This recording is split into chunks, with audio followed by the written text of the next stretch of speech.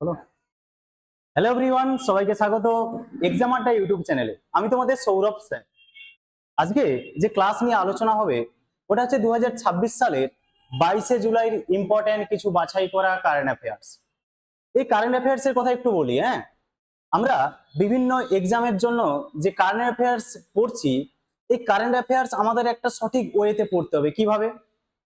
আমরা দেখি যে এরকম করে আমার অনেক চেনা জানা অনেক ছেলে আছে যারা পার ডে 1 ঘন্টার বেশি কারেন্ট অ্যাফেয়ার্স পড়ছে। দেখো, দৈনন্দিন তো অনেক ঘটনা ঘটছে, সমস্ত ঘটনা কিন্তু আমাদের পড়া সম্ভব নয় এক্সামের জন্য। কেন? আমাদের আরো অন্যান্য সাবজেক্ট রয়েছে, আর সমস্ত ঘটনা পরীক্ষার জন্য ইম্পর্টেন্ট নয়। পার ডে তুমি যদি 7টা থেকে 8টা ইম্পর্টেন্ট কারেন্ট অ্যাফেয়ার্স পড়ো, তাহলে যে কোনো ওয়ান ডে কম্পিটিটিভ এক্সাম তুমি ক্র্যাক করতে সক্ষম হবে। ইউপিএসসি যদি দাও একটু আলাদা লেভেল, ওটা অনেক ডিপে তোমাকে যেতে হবে। ক্লিয়ার? তো পার ডে 7টা থেকে 8টা কারেন্ট অ্যাফেয়ার্স পড়া মানে তুমি কারেন্ট অ্যাফেয়ার্সটা পুরো ক্লিয়ার করে নিতে পারবে। এবার এই কারেন্ট অ্যাফেয়ার্স এর জন্য আমি পার ডে কত সময় টাইম দেব, এটাও তো একটা প্রশ্ন চিহ্ন আছে, তাই না? কারেন্ট অ্যাফেয়ার্স এর জন্য পার ডে তুমি 20 থেকে 25 মিনিট টাইম দেওয়া যথেষ্ট। ক্লিয়ার? এবার দেখা গেলো কোনো স্যার বা কোনো ম্যাডাম কারেন্ট অ্যাফেয়ার্স 8টা থেকে 10টা প্রশ্ন পড়াচ্ছে, কিন্তু সঙ্গে স্ট্যাটিকের অনেক ইনফরমেশন দিচ্ছে, তাহলে সেখানে ভিডিও একটু বড় হতে পারে, সেটা 30 থেকে 40 মিনিটও হতে পারে। তখন তুমি ওটাকে নিতে পারো। ক্লিয়ার? কেন, তোমার ওখানে পার ডে 7টা থেকে 8টা বাছাই করা কারেন্ট অ্যাফেয়ার্সও হয়ে গেল, সঙ্গে কিছু স্ট্যাটিক পড়াও হয়ে গেল। ক্লিয়ার? তো আজকে 22শে জুলাই যে ইম্পর্টেন্ট বাছাই করা কারেন্ট অ্যাফেয়ার্স গুলো রয়েছে সেগুলো প্লাস কিছু স্ট্যাটিক পয়েন্ট দেখি চলো। প্রথম প্রশ্ন রয়েছে কি তোমাদের সামনে, দেখো। প্রথম প্রশ্ন বলেছে, সম্প্রতি খনিজ উত্তোলনের জন্য চর্চায় আসা কারলাপাট বক্সাইট ব্লক ভারতের কোন রাজ্যে অবস্থিত? ভেরি ভেরি ইম্পর্টেন্ট প্রশ্ন, এগুলো থেকে প্রশ্ন হতে পারে। কারলাপাট বক্সাইট ব্লক, এটা যদি বলা হয় ভারতের কোন রাজ্যে অবস্থিত, সঠিক উত্তর কোনটা হয়ে যাবে? Option B is the right answer, অর্থাৎ উড়িষ্যা। কোনটা হয়ে যাবে? উড়িষ্যা। আচ্ছা, এই যে বক্সাইট, এখান থেকে কিছু স্ট্যাটিক পয়েন্ট নিয়ে আলোচনা করি। বক্সাইট কোন ধাতুর প্রধান আকরিক জানো? সেটা হয়ে যাবে অ্যালুমিনিয়াম। কার? না, অ্যালুমিনিয়ামের প্রধান আকরিক।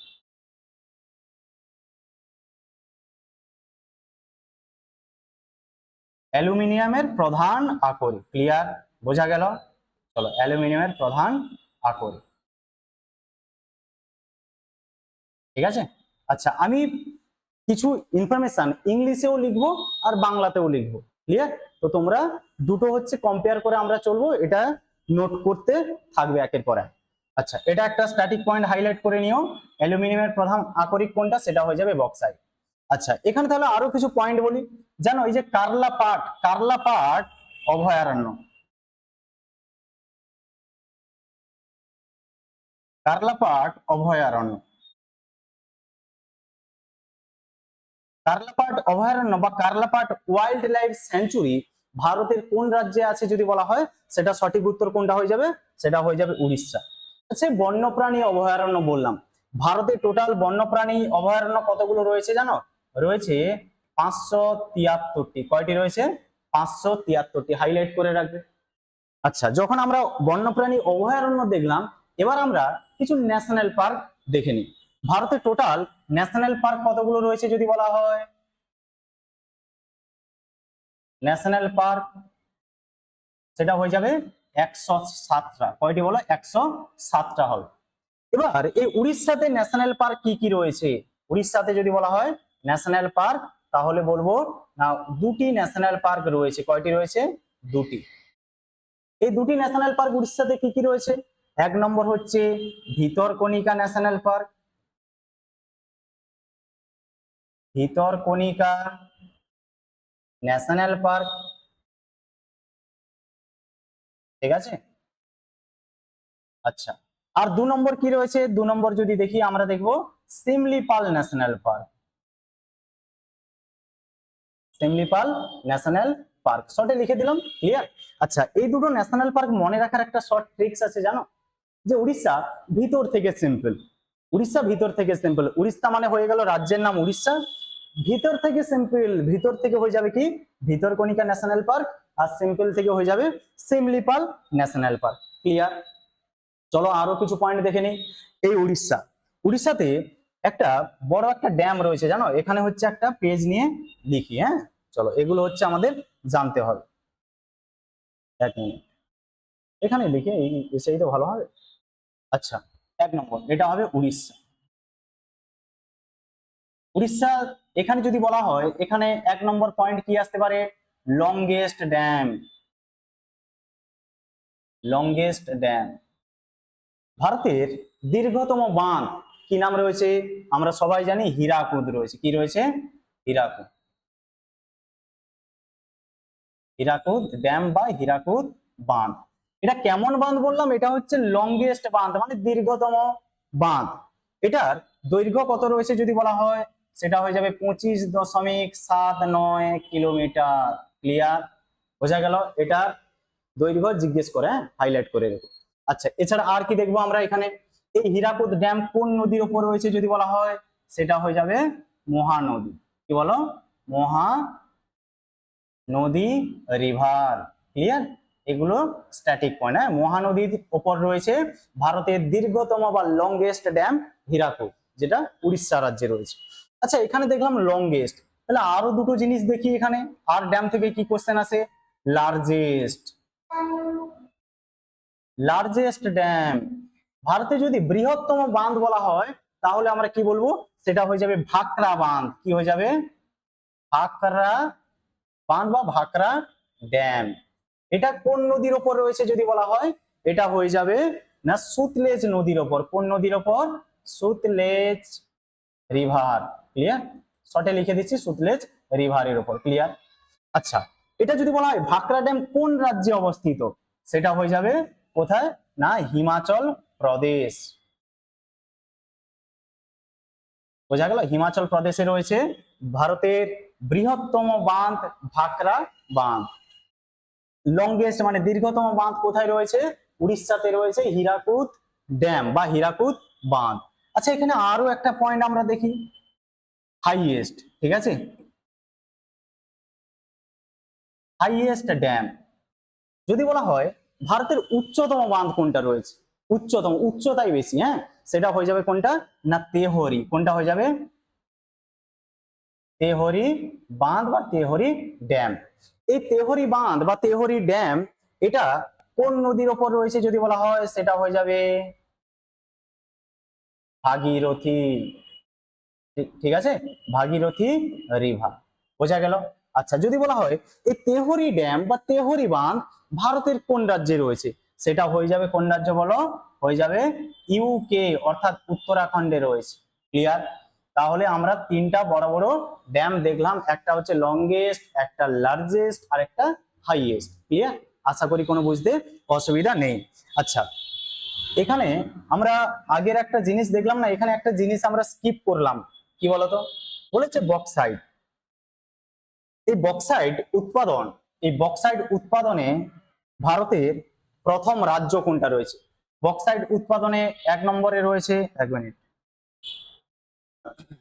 বক্সাইট উৎপাদনে 1 নম্বরে কোন রাজ্য রয়েছে? না উড়িষ্যা রয়েছে। কোন রাজ্য রয়েছে 1 নম্বরে? এ হচ্ছে উড়িষ্যা। ক্লিয়ার? 2 নম্বরে, আচ্ছা এখানে নেই, 2 নম্বরে রয়েছে কোনটা? গুজরাট।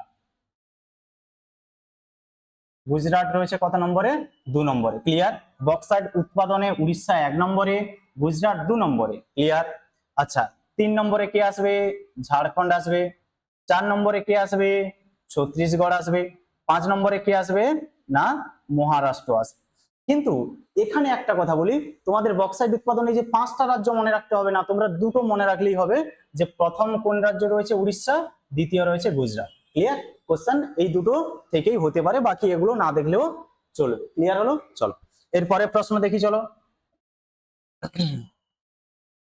চলো সেকেন্ড প্রশ্ন কি বলেছে দেখো, national flag day was observed across India recently on July 22, on which date was the Indian national flag officially adopted by the Constituent Assembly? অর্থাৎ সম্প্রতি 25শে জুলাই জাতীয় পতাকা দিবস পালিত হলো। জাতীয় পতাকা দিবস। ভারতের গণপরিষদ কোন তারিখে জাতীয় পতাকাকে আনুষ্ঠানিকভাবে গ্রহণ করেছে? Very very very very important. সঠিক উত্তর কোনটা হয়ে যাবে? Option A is the right answer, অর্থাৎ 22শে জুলাই 1947। কত বললাম? 22শে জুলাই 1947। আচ্ছা, এবার এখানে বলে দিই কতগুলো পয়েন্ট এই জাতীয় পতাকা থেকে হবে। জাতীয় পতাকা থেকে 1 নম্বর পয়েন্ট, জাতীয় পতাকার নকশা কে করেছিল? সঠিক উত্তর কি হয়ে যাবে? পিঙ্গালি ভেঙ্কাইয়া। কি বলবো আমরা? পিঙ্গালি ভেঙ্কাইয়া।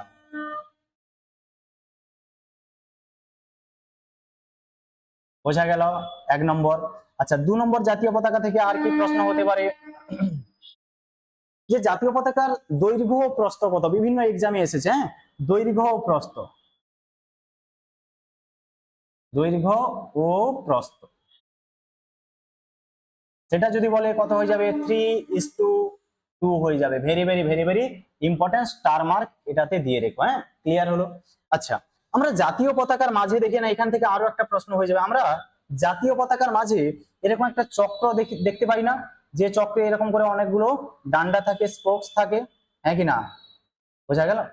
কোশ্চেন এখান থেকে আসে যে এই যে স্পোকস স্পোকস আমাদের ন্যাশনাল ফ্ল্যাগে কতটি থাকে? সঠিক উত্তর কয়টি হয়ে যাবে? না 24টি হয়ে যাবে। কয়টি হয়ে যাবে? 24টি। জানো কি এই 24টা কিসের প্রতীক?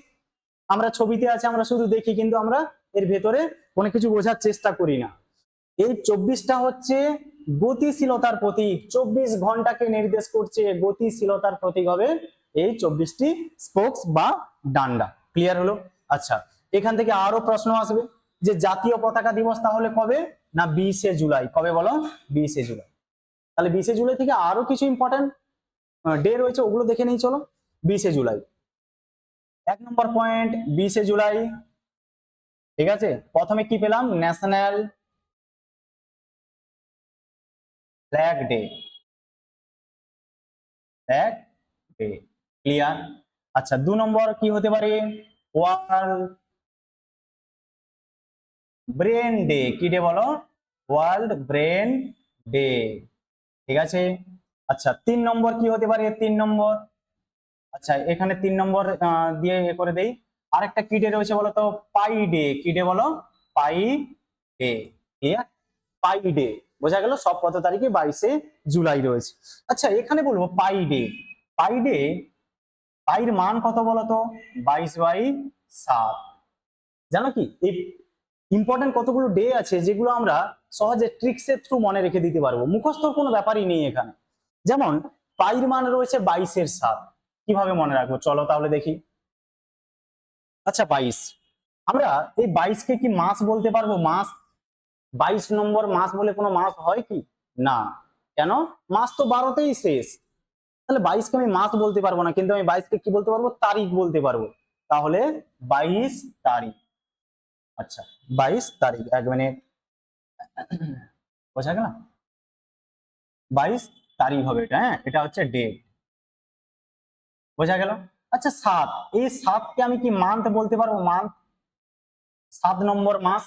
হ্যাঁ, 7 তো মাস আছে, 12 মাসের মধ্যেই তো 7 আসে। তাহলে 7 নম্বর মাস কোনটা? জুলাই মাস। তাহলে পাইর মান 22/7, তাহলে 7 নম্বর মাস মানে জুলাই মাসের 22 তারিখ আসবে পাই ডে। জানো কি মজার বিষয়? পাই ডে আরো একটা রয়েছে, সেটা কত? 14ই মার্চ। কত রয়েছে বলো? 14ই মার্চে রয়েছে। এবার তো এখানেই অনেকে বুদ্ধি লাগাবে, স্যার এবার আপনি বলুন তো এটা কিভাবে মনে রাখবো? আছি না, সলিউশন তো আমি বলবো, তাই না? চলো এখানে দেখি। আচ্ছা, এখানে আমরা 22কে ভাগ করব কত দিয়ে? 7 দিয়ে। 7×3=21, 1.0, 7×4, সরি 7×1,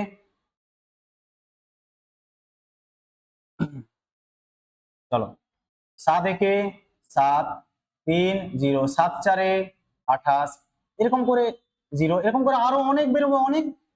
কিন্তু আমরা জানি গণিতের ভাষাতে আমরা জানি দশমিকের পর বা পয়েন্টের পর দুটো সংখ্যাকে আমরা নিই, তাই তো? তাহলে এখানে পয়েন্টের পর কি আছে? 14। তাহলে 14কে কি মাস বলতে পারবো? 14 নম্বর মাস বলে কোনো মাস আছে? না। কিন্তু 3কে মাস বলতে পারবো না? হ্যাঁ। তাহলে 3কে মাস বলতে পারবো, মানে 3 নম্বর মাস কোনটা হয়ে যাবে? মার্চ। 14কে কি বলতে পারবো? তারিখ। ক্লিয়ার? এটাই হবে। এরকম করেই আমরা ইম্পর্টেন্ট অনেক ডে আছে যেগুলো সহজে মনে রেখে দিতে পারবো। ক্লিয়ার? এরকম জিকে তো অনেক অনেক শর্ট ট্রিক্স আছে, ঠিক আছে। তোমরা তো এই সিরিজ চলছে, ধীরে ধীরে তোমরা ফিল করতে পারবে। এই যে ন্যাশনাল পার্ক, ভারতে 107টা ন্যাশনাল পার্ক রয়েছে। একটা ওই যে ডেমো দেখালাম না, যে উড়িষ্যাতে ন্যাশনাল পার্ক কিভাবে মনে রাখবে, এরকম করে অনেক অনেক রাজ্য রয়েছে যেগুলোতে একটা লাইন পড়বো, যত ন্যাশনাল পার্ক আছে সব মুখস্থ হয়ে যাবে। কে পড়াবে? সৌরভ স্যার আছে না, সবই কমপ্লিট করে দেবে। হ্যাঁ, চাপ নেওয়ার কোনো দরকারই নেই। চলো, এখানে অনেকগুলো জিনিস তাহলে দেখে নিলাম, এরপরে আসবে। চলো পরের প্রশ্ন কি বলেছে দেখো। বলেছে জাতীয় দাবাড়ু প্রাণেশ এম সম্প্রতি আন্তর্জাতিক প্রতিযোগিতায় বর্তমান কোন বিশ্ব দাবা চ্যাম্পিয়নকে পরাজিত করে ইতিহাস তৈরি করলো? সঠিক উত্তর কোনটা হয়ে যাবে? Option B is the right answer, অর্থাৎ ডি গুকেশ। এবার এই যে যখনই দাবার কথা এলো না, এখানেই অনেকগুলো জিকে পয়েন্ট চলে আসবে। দাবা বলতে পারবে, দাবাকে আন্তর্জাতিক কোন সংগঠন বা কোন সংস্থা কন্ট্রোল করে? দাবা যে কন্ট্রোল হয় সারা বিশ্বে, সেই সংস্থাটার নাম হচ্ছে কি? ফাইড। কি নাম বলো? ফাইড। কি বললাম? ফাইড। এই ফাইডের পুরো নাম কি? আমি এখানে লিখে দিচ্ছি, দেখে নাও। Federation international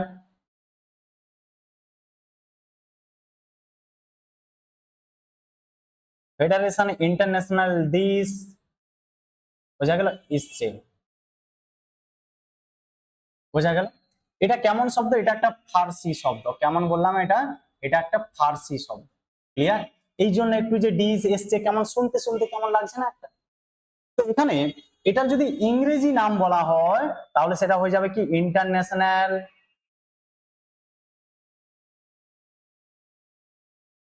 international chess federation. Clear?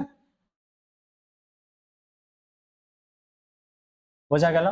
চলো, আচ্ছা, এখানে দেখলাম যে আন্তর্জাতিক স্তরে দাবাকে কন্ট্রোল করে বা নিয়ন্ত্রণ করে কোন সংস্থা? ফাইড। এই ফাইট তৈরি হয়েছিল কবে যদি দেখি, সেটা হয়ে যাবে 1924-এর 20 জুলাই। কি হবে বলো? 1924-এর 20 জুলাই।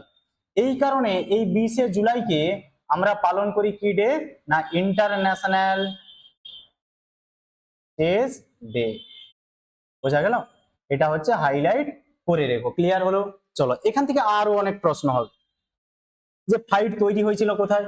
ফাইট যদি তৈরি হয়েছিল কোথায় যদি বলা হয়, সেটা হয়ে যাবে ফ্রান্সে তৈরি হয়েছিল। কোথায়? ফ্রান্সে তৈরি হয়েছিল। যদি বলা হয় এই ফাইটের সদর দপ্তর কোথায় রয়েছে, সেটা তখন আলাদা হয়ে যাবে, তখন ফ্রান্স নয়, তখন হয়ে যাবে লাউসানে। ঠিক আছে? বা লাউসানাতে। লাউসানা কোথায় রয়েছে? লাউসানা রয়েছে সুইজারল্যান্ডে। কোথায় রয়েছে?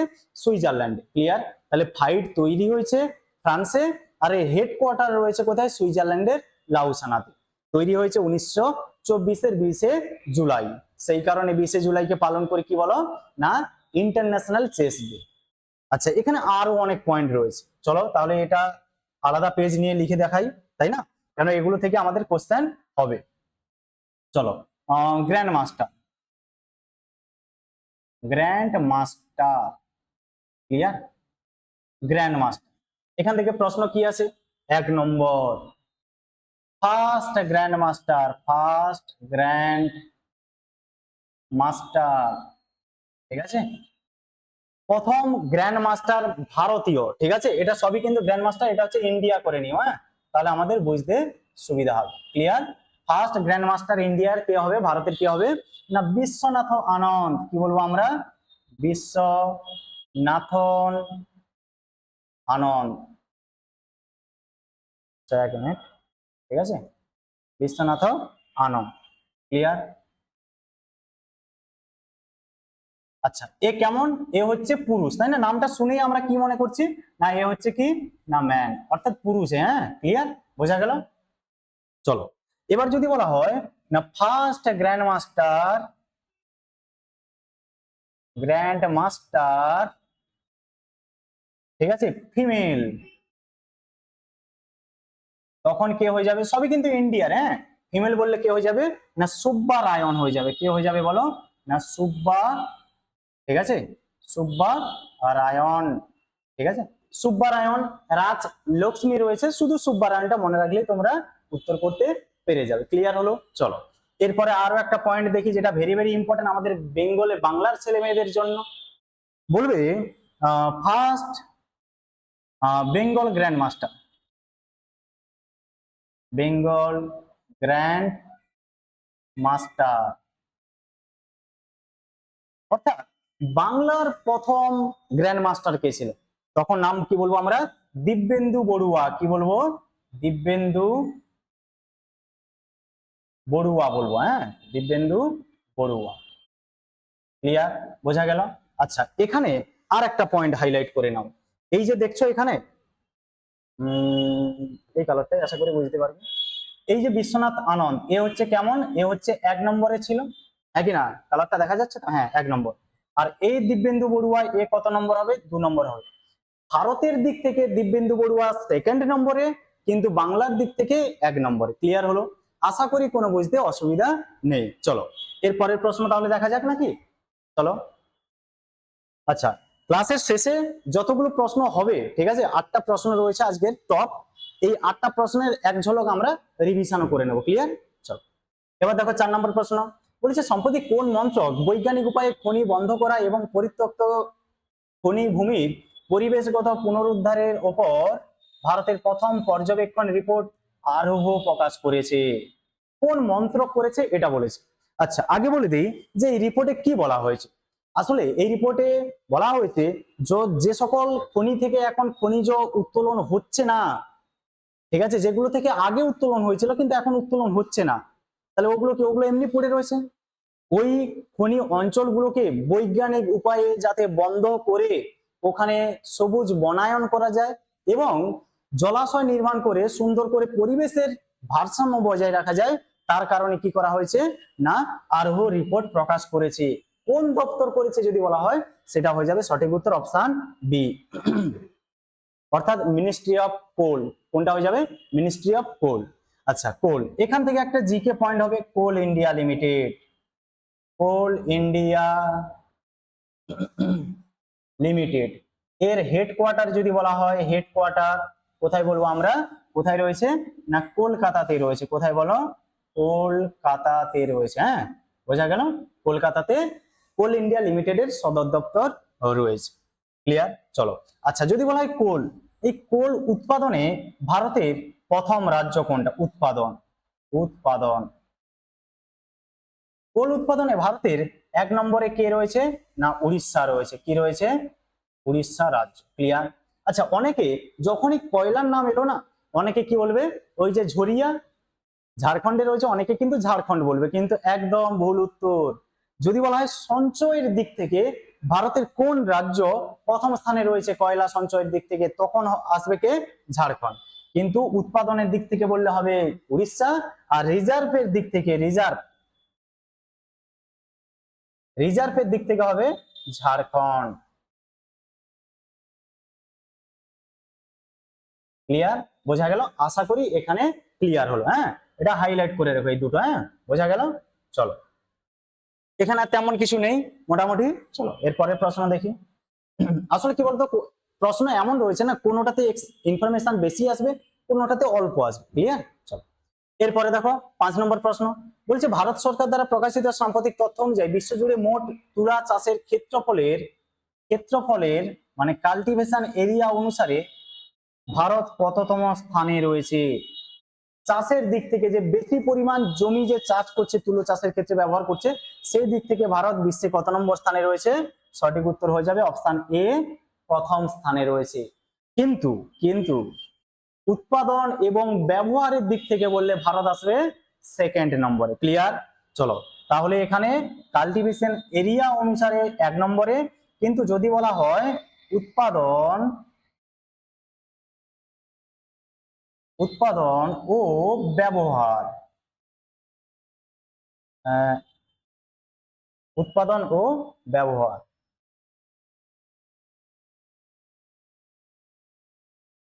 উৎপাদন ও ব্যবহারের দিক থেকে 1 নম্বরে কে আসবে? 1 নম্বরে আসবে চাইনা। ঠিক আছে, 2 নম্বরে কোন দেশ আসবে? আমাদের দেশ ইন্ডিয়া। বোঝা গেল? এইগুলোতে হাইলাইট করে রাখতে হবে। হ্যাঁ, উৎপাদন ও উৎপাদন ও ব্যবহারের দিক থেকে 1 নম্বর স্থানে চাইনা, 2nd রয়েছে ইন্ডিয়া। বোঝা গেল? আচ্ছা, তুলা, যখন এই যে তুলো বলা হচ্ছে, এই তুলা কোন মাটিতে বেশি চাষ হয় বা ভালো চাষ হয়, মানে তুলা চাষের জন্য কোন মাটি বিশেষ উপযোগী, সেটা হয়ে যাবে রেগুর মাটি। কোন মাটি বলো না, রেগুর বা black soil, sorry black soil. Clear? Black soil অর্থাৎ রেগুর মৃত্তিকা বা কৃষ্ণ মৃত্তিকা তুলো চাষের পক্ষে বিশেষ উপযোগী। কারণ কারণ এই রেগুর বা ব্ল্যাক সয়েল মানে কৃষ্ণ মৃত্তিকাতে জল ধারণ ক্ষমতা বেশি, সেই কারণে এই মাটিতে তুলো চাষ ভালো হয়। ক্লিয়ার? চলো, আচ্ছা এখানে তুলো যদি বলা হয় তুলো উৎপাদনে ভারতের প্রথম রাজ্য কোনটা, তখন কি বলবো? তুলো উৎপাদনে যদি বলা হয় উৎপাদনের দিক থেকে এক নম্বর স্থানে রয়েছে কোন রাজ্য, সেটা হয়ে যাবে গুজরাট। ক্লিয়ার? গুলিয়ে ফেলো না। হ্যাঁ, যদি বলা হয় সেকেন্ড কোন রাজ্য রয়েছে, সেটা আসবে তেলেঙ্গানা। তেলেঙ্গানা। ক্লিয়ার হলো? যদি বলা হয় থার্ডে কোন রাজ্য রয়েছে 3 নম্বরে, সেটা হয়ে যাবে মহারাষ্ট্র।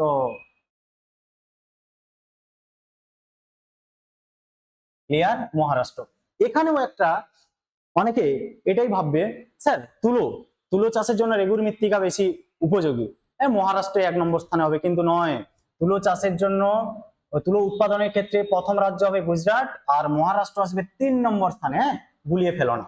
এই তুলো থেকে আরো একটা প্রশ্ন আছে, এই তুলোকে কি বলা হয় জানো? তুলোকে বলা হয় হোয়াইট গোল্ড। হোয়াইট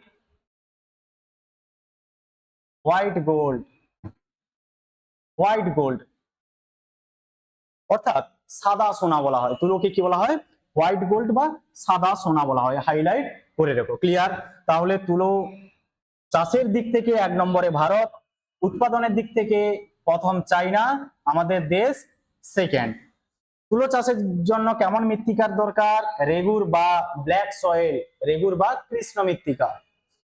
তুলো উৎপাদনে প্রথম রাজ্য কোনটা দেখলাম? গুজরাট। সেকেন্ড দেখলাম তেলেঙ্গানা। থার্ড দেখলাম মহারাষ্ট্র। তুলোকে কি বলা হয় বললাম? তুলোকে বলা হয় হোয়াইট গোল্ড। ঠিক আছে? হোয়াইট গোল্ড অর্থাৎ সাদা সোনা। চলো এরপরে প্রশ্ন দেখা যায় নাকি? চলো দেখো, বলছে ভারত তানজানিয়া কৌশলগত অংশীদারিত্ব জোরদার করতে সম্প্রতি কোন দেশের রাষ্ট্রপতি হুসেন আলী মইউনি ভারত সফর করলেন? ভেরি ভেরি ইম্পর্টেন্ট প্রশ্ন, যারা হচ্ছে আরআরবি এবং এসএসসির এক্সাম দেবে। ঠিক আছে? আরআরবি এন্ড এসএসসি, এই প্রশ্নগুলো হাইলাইট করে রাখো, কে কখন এসেছিল। হ্যাঁ, চলো মানে কোন দেশ থেকে এসেছিল। তাহলে এখানে সঠিক উত্তর কোনটা হয়ে যাবে না, হুসেন আলী মইউনি হচ্ছে জাঞ্জিবারের রাষ্ট্রপতি। কোথার বলো? জাঞ্জিবার। এই জাঞ্জিবারকে কি বলা হয় জানো? জানা উচিত আমাদের। এই জাঞ্জিবারকে বলা হয় spice island. Spice island. Clear? মশলার দ্বীপ বলা হয় কাকে বলা হয়? জাঞ্জিবারকে বলা হয়। ক্লিয়ার হলো? চলো এবার দেখো, জাঞ্জিবার বলতে পারবে এই জাঞ্জিবার কোন দেশে অবস্থিত? জাঞ্জিবার কিন্তু একটা দেশ নয়, জাঞ্জিবার হচ্ছে তানজানিয়া নামক একটা দেশের একটি স্বশাসিত অঞ্চল। ক্লিয়ার? কি বললাম? তানজানিয়া নামক দেশের একটি স্বশাসিত অঞ্চল হবে কোনটা না, এই জাঞ্জিবার। কোন দেশ বললাম? তানজানিয়া। তানজানিয়া। ক্লিয়ার?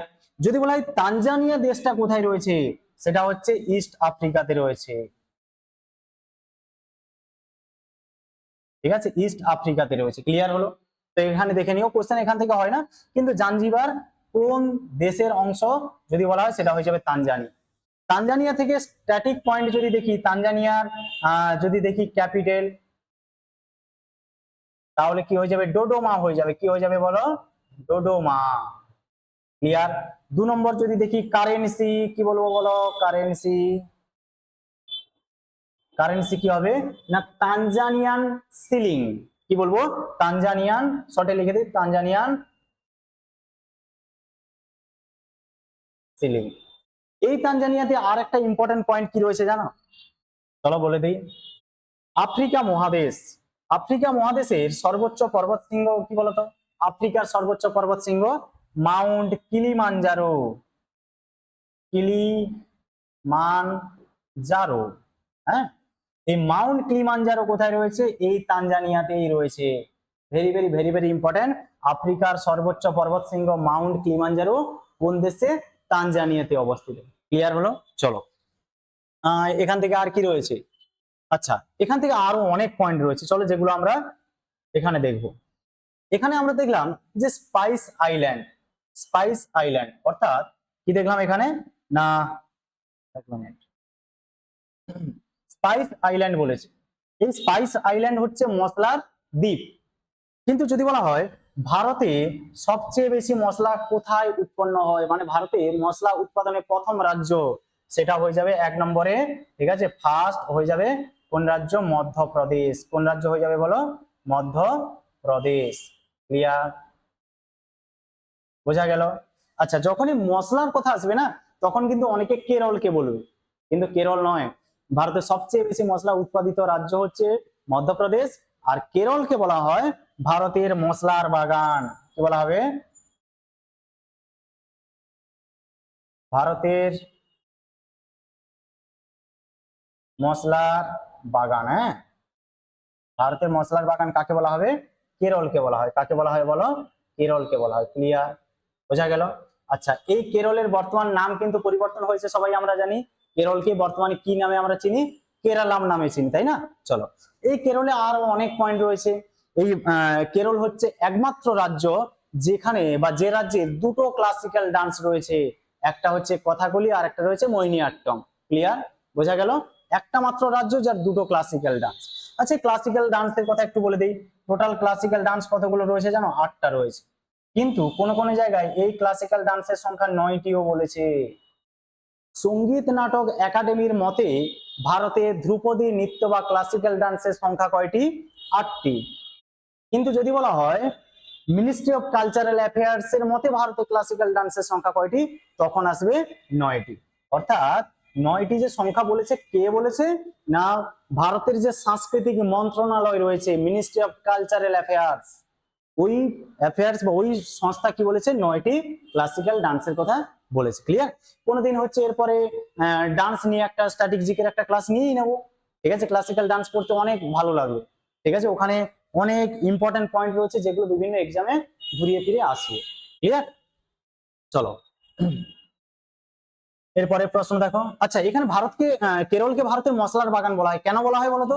না, ভারতে যত মূল্যবান মশলা, ঠিক আছে, গোলমরিচ, দারুচিনি, লবঙ্গ সবই কিন্তু কেরলে পাওয়া যায়। ক্লিয়ার? চলো এরপরে প্রশ্ন দেখো, বলেছে 7 নম্বর, মস্তিষ্কের স্বাস্থ্য ও স্নায়ুরোগ সম্পর্কে সচেতনতা বাড়াতে প্রতি বছর বিশ্বজুড়ে কোন তারিখে বিশ্ব মস্তিষ্ক দিবস পালন করা হয়?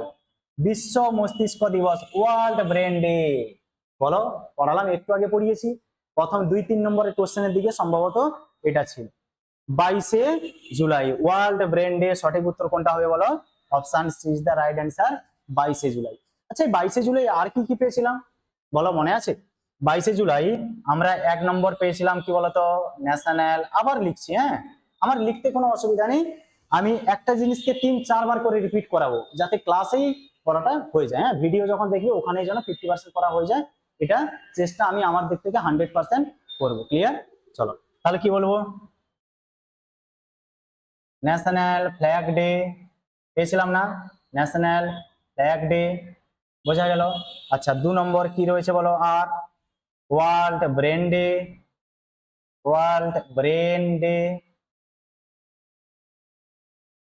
ক্লিয়ার? আচ্ছা, 3 নম্বর আর কি রয়েছে বলো? পাই ডে পেয়েছিলাম না? এগুলো হচ্ছে রিভিশন হচ্ছে। হ্যাঁ, চলো তাহলে এখানে আমরা 3টা বড় বড় পয়েন্ট দেখলাম 22শে জুলাই থেকে।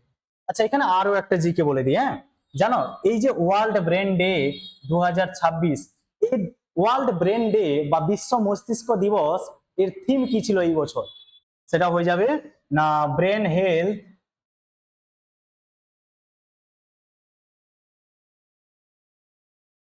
Access for all.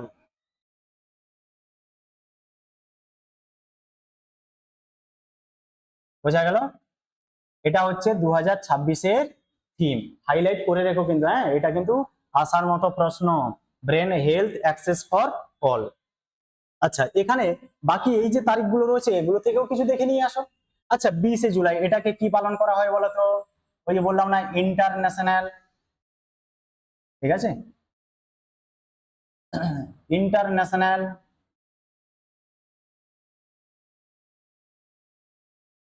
International chess day, তাই না? এখনই করানো হলো। ভাই 1 মিনিট, চলো। ইন্টারন্যাশনাল চেস ডে, বললাম না?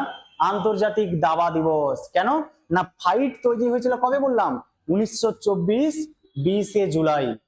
ঠিক আছে, সেই কারণে 20 জুলাইকে পালন করা হচ্ছে ইন্টারন্যাশনাল চেস ডে।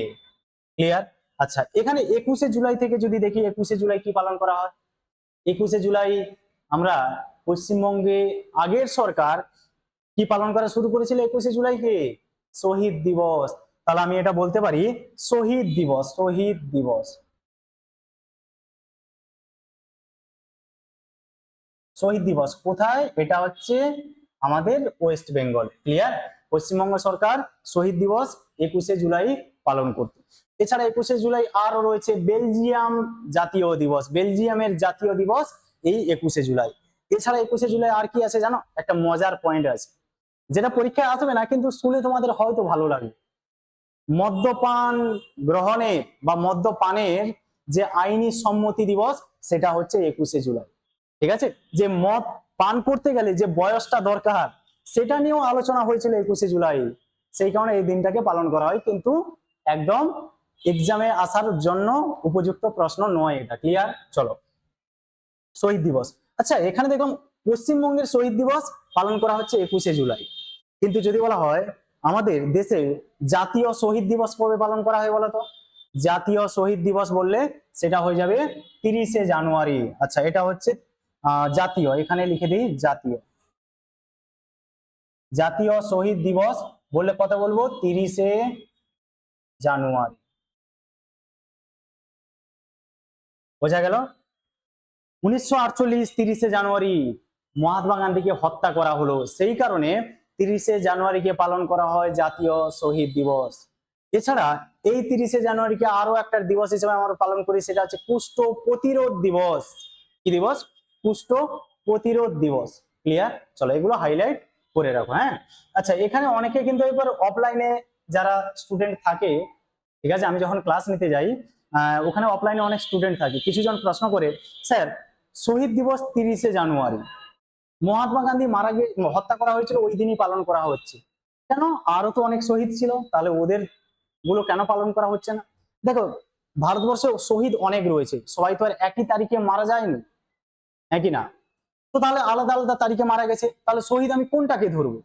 না, আমাদের জাতীয় স্তরে জাতির পিতা, ঠিক আছে, বা জাতীয় স্তরে যে সর্ব যে সর্বোচ্চ যে ব্যক্তি, যাকে হচ্ছে সবাই আইডল বলে মনে করতে একটা সময়, সেই ব্যক্তির মৃত্যু দিবসকেই হচ্ছে শহীদ দিবস হিসাবে গণ্য করা হয়েছে।